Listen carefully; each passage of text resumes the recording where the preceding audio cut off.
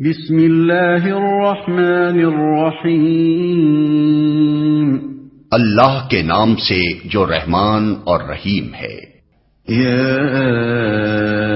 ایھا الذین آمنوا کلوا من طیبات ما رزقناکم واشکروا للہ ان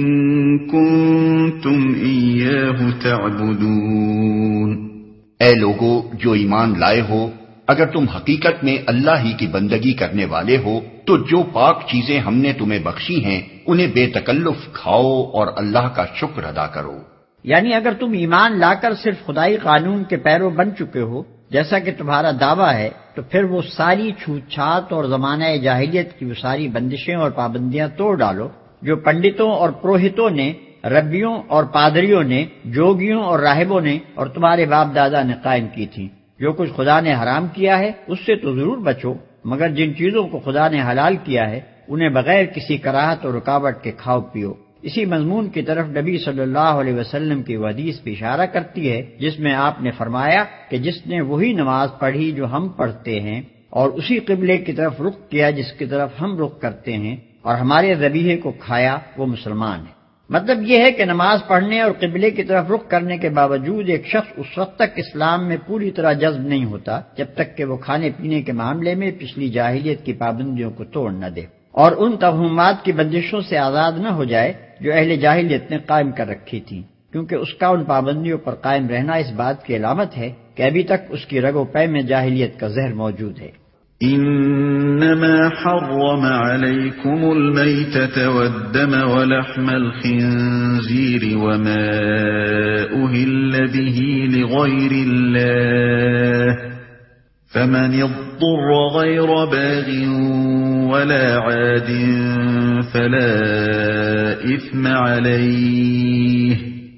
إن الله غفور رحيم۔ اللہ کی طرف سے اگر کوئی پابندی تم پر ہے تو وہ یہ ہے کہ مردار نہ کھاؤ، خون سے اور سور کے گوشت سے پرہیز کرو اور کوئی ایسی چیز نہ کھاؤ جس پر اللہ کے سوا کسی اور کا نام لیا گیا ہو۔ ہاں، جو شخص مجبوری کی حالت میں ہو اور وہ ان میں سے کوئی چیز کھا لے بغیر اس کے کہ وہ قانون شکنی کا ارادہ رکھتا ہو یا ضرورت کی حد سے تجاوز کرے تو اس پر کچھ گناہ نہیں۔ اللہ بخشنے والا اور رحم کرنے والا ہے۔ اور کوئی ایسی چیز نہ کھاؤ جس پر اللہ کے سوا کسی اور کا نام لیا گیا ہو۔ اس کا اطلاق اس جانور کے گوشت پر بھی ہوتا ہے جسے خدا کے سوا کسی اور کے نام پر ذبح کیا گیا ہو، اور اس کھانے پر بھی ہوتا ہے جو اللہ کے سوا کسی اور کے نام پر بطور نذر کے پکایا جائے۔ حقیقت یہ ہے کہ جانور ہو یا غلہ یا اور کوئی کھانے کی چیز، دراصل اس کا مالک اللہ تعالیٰ ہی ہے اور اللہ ہی نے وہ چیز ہم کو عطا کی ہے، لہذا اعتراف نعمت یا صدقہ یا نذر و نیاز کے طور پر اگر کسی کا نام ان چیزوں پر لیا جا سکتا ہے تو وہ صرف اللہ ہی کا نام ہے۔ اس کے سوا کسی دوسرے کا نام لینا یہ معنی رکھتا ہے کہ ہم خدا کے بجائے یا خدا کے ساتھ اس کی بالاتری بھی تسلیم کر رہے ہیں اور اس کو بھی منعم سمجھتے ہیں۔ اللہ بخشنے والا اور رحم کرنے والا ہے۔ اس آیت میں حرام چیز کے استعمال کرنے کی اجازت 3 شرطوں کے ساتھ دی گئی ہے۔ ایک یہ کہ واقعی مجبوری کی حالت ہو، مثلا بھوک یا پیاس سے جان پر بن گئی ہو یا بیماری کی وجہ سے جان کا خطرہ ہو اور اس حالت میں حرام چیز کے سوا اور کوئی چیز میسر نہ ہو۔ دوسرے یہ کہ خدا کے قانون کو توڑنے کی خواہش دل میں موجود نہ ہو۔ تیسرے یہ کہ ضرورت کی حد سے تجاوز نہ کیا جائے، مثلا حرام چیز کے چند لقمے یا چند قطرے یا چند گھونٹ اگر جان بچا سکتے ہوں تو ان سے زیادہ اس چیز کا استعمال نہ ہونے پائے۔